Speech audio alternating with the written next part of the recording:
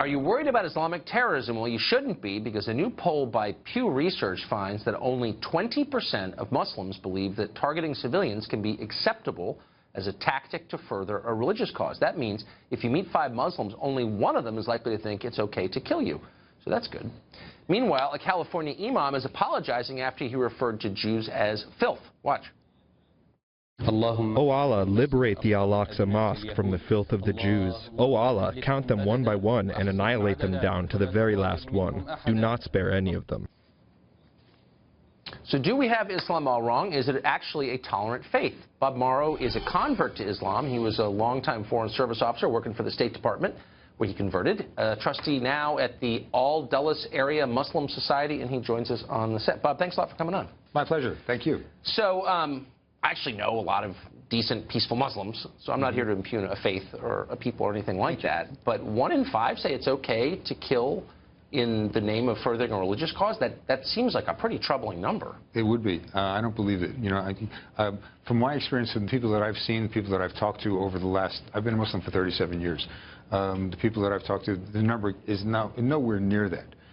You know, in this area, if you went to the Adams Center, you wouldn't find a single person who would say that that's... I believe that, but my guess is that, you know, there are a lot of well-educated, affluent Muslims in this area around D.C. But I've seen a bunch of polls like this that show that the attitudes of faithful Muslims are not Western at all, and that they include a tolerance of violence you don't find among, say, Presbyterians or Jews. So what? That's not good. You know, I have not seen that specific poll myself, so I can't say for sure. But, you know, all I can speak is from my personal experience, and that would be absolutely impossible to believe based on what I've seen. So a lot of Americans are concerned about Sharia law. Sure. And they're concerned about polls that show a strikingly large number of Muslims would like to see it supplant civil law in the countries in which they live. Great Britain, for instance, a huge percentage would like to see it become the law of Great Britain. And in the United States, pretty large number say the same. But in England, it's 4 out of 10 British Muslims. In France, 29% of French Muslims would like to see it replace French law. Why shouldn't that make Americans nervous as more Muslims move here? If those figures are accurate there, they're certainly not accurate here.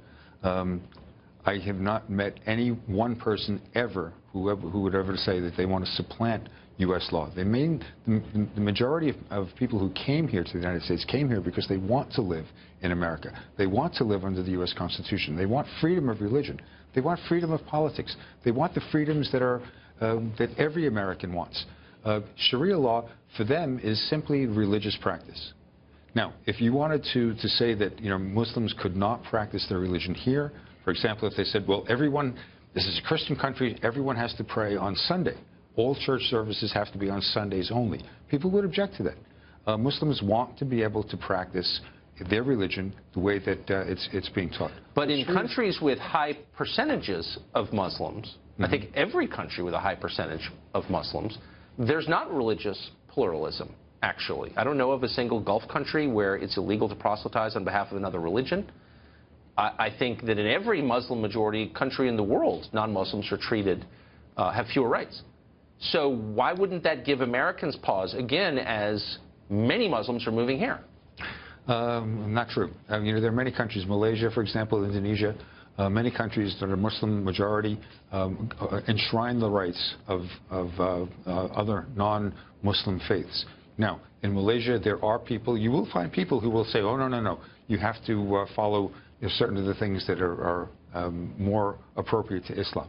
But the majority of people there are not like that. You're always going to find some crazy people who want to... But wait a second. I mean, every Arab country, every single one, has separate rights for Muslims and non-Muslims. In every single Christian-majority country I'm aware of, religious pluralism is the law. So there's a massive difference in outlook. A lot of Muslims seem to see Islam not just as a religion, but as a political system. I mean, that seems real to me. Why deny that? Well, you know, you're talking about religious versus cultural attitudes. Okay. And in a lot of those countries, they are cultural attitudes. If you read the Quran specifically says that you must tolerate. There is no compulsion in religion. The second chapter of the Quran specifically says that, and specifically enshrines the rights of other people for their religious practice, especially people of the book.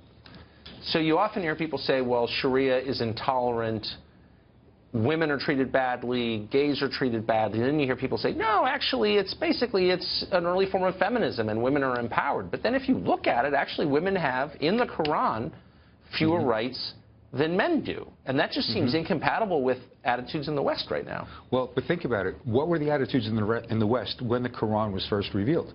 Women didn't have any rights in the West.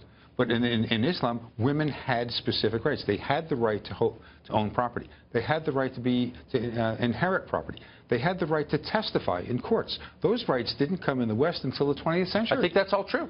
But we're in the 21st century. I know. And things are very different now. Yeah. And so you still, for example, in countries governed by Sharia, see things like female testimony being less valuable than male testimony. Inheritance rights are different for daughters than they are for sons. Men and women are not treated equally under Sharia right now. So why is that not a problem if we're trying to assimilate a lot of Muslims into this country?